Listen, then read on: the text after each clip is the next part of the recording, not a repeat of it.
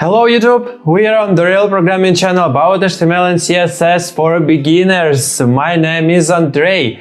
I welcome on my channel. Greet you! This is our 83 lesson about making our CSS more specific. Let's go! Okay, let's use the fact that we have a new nav element in the HTML and make the selectors more specific.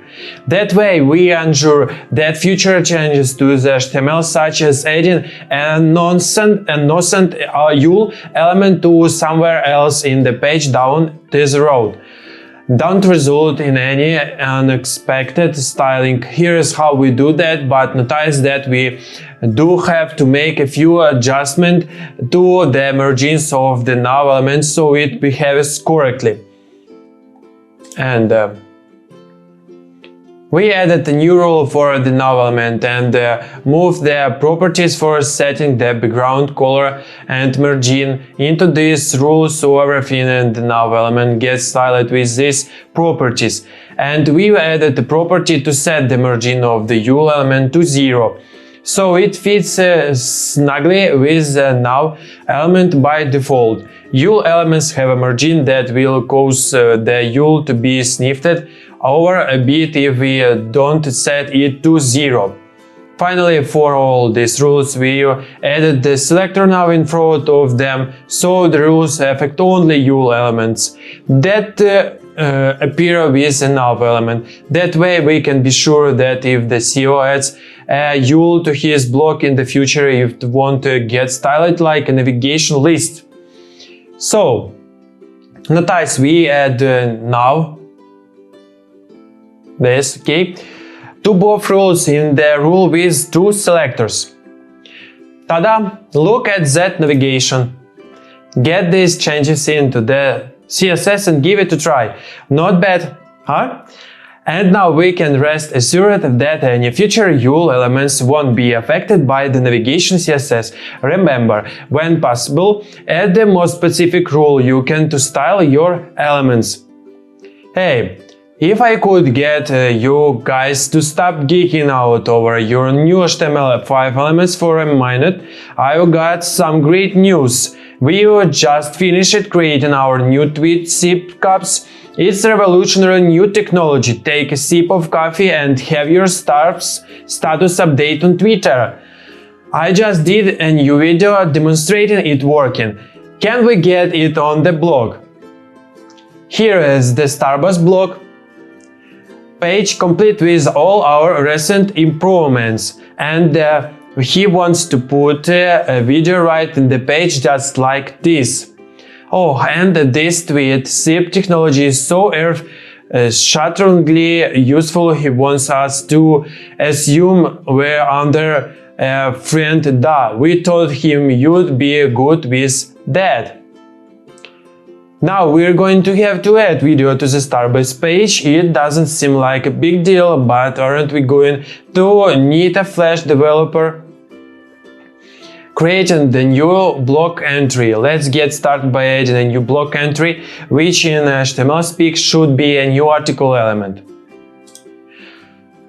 And go ahead and add this HTML just under the section element above the other articles. Okay, add in the block section at the top. Starbuzz launches tweet. And we are going this. We're going to add the video right here below the paragraph in the blocks entry. Add now, introducing the video element. At first blush, the video element really is similar to the image element. In the chapter downloads, you'll find a file named tweetsip mp4 and in the video folder. Make sure the video folder is the same level as your block HTML file. Then add this markup to your page right below the closing HP tag and before the closing hash article tag. Here we have the opening video tag with quite a few attributes. We'll come back to the details of all these attributes in a sec, but for now notice we are setting the weight and height of the element along with specifying a src URL for the video. And here we have closing tag. We'll see what content we can place in here in a bit as well. Light, camera, action. Get this new markup and give it a try. Hopefully you'll see what we do here, but if you don't, keep reading, you'll soon know how to fix it. Here is our video embedded in the page, right where we put it, where the correct weight and height. Did you notice the video started autoplaying? That's because we supplied an autoplay attribute. Just remove it and the user will have to click play to see the video. Also notice there a set of controls for playing, pausing, controlling volume and so on. These are supplied if you place controls attributes in your video element. Not bad for a couple lines of markup, huh? But doesn't rest too easy, especially if you aren't seeing a video yet. We still have a lot to learn about the video element. Let's get started. I have not seen any video. I've triple checked the code and I have the video in the right folder. Any ideas?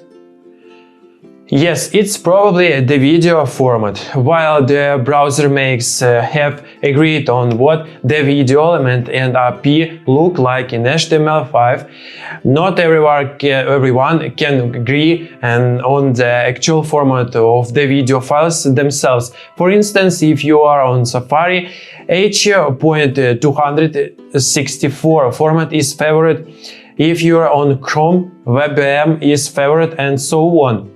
In the code we just wrote, we're assuming H.264 as a format which works on Safari, Mobile Safari, Internet Explorer 9+. If you use another browser, then look in your video folder and you'll see 3 different types of video with 3 different file extensions: MP4, OGV and WebM. We'll talk about more what this means in a bit.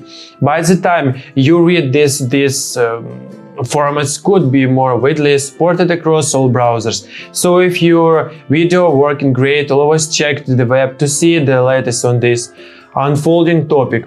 And we'll come back for more on this topic shortly. For Safari, you should already be using MP4, which contains H.264. For Google Chrome, use the .webm format by replacing your src attribute with src video /tweetzip webm. No, this. And if you are using Firefox or Opera, this replace your src attribute this. Give this a try to get you going. We are coming back to the all in a bit. And if you are using Internet Explorer 8 or earlier, you're out of luck. Wait a sec, this is chapter 12. How could you still be using Internet Explorer or earlier? Upgrade! But if you need to know how to supply fallback content for your Internet Explorer 8 users, hang on, we're going to getting to that. How does the video element work? At this point, you got video up and playing on your page, but before we move on, let's step back on and look at the video element and its attributes. If present, the controls attribute causes the player to supply controls for controlling the video and audio playback. The autoplay attributes causes the video to start at playback upon page load. Yes, this is, and the autoplay attribute causes the video start playback upon page load. Notice that the control and autoplay attributes are a little different from the attributes you've seen so far. They are Boolean attributes. If that have no value, so for instance, if a control's in there, then the video controls will show up. If controls is not there, then the video controls don't show up. The weight and height of the video in the page, the source location of the video. If you like, you can supply an optional poster image to show when the movie is not playing. Of course, we can add an ID to the element too in case we want to apply some styling. So, a little very good video execute the autoplay attributes. And while autoplay may be the best thing for sites like YouTube and Vimeo or WebVille TV, for that matter, think twice before setting it in your video element. Often users want to participate in the decision of whether or not video is played when they load your page. And closely on inspecting the video attributes, we'll talk about this in the next lesson. And this is our 83 lesson over. Thanks for watching, subscribe to my channel, please put likes, share with friends and comments. Eat fruit, read more books for the topic on this topic and be sure to study regularly.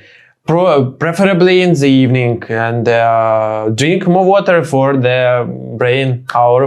Yes, thank you. Goodbye.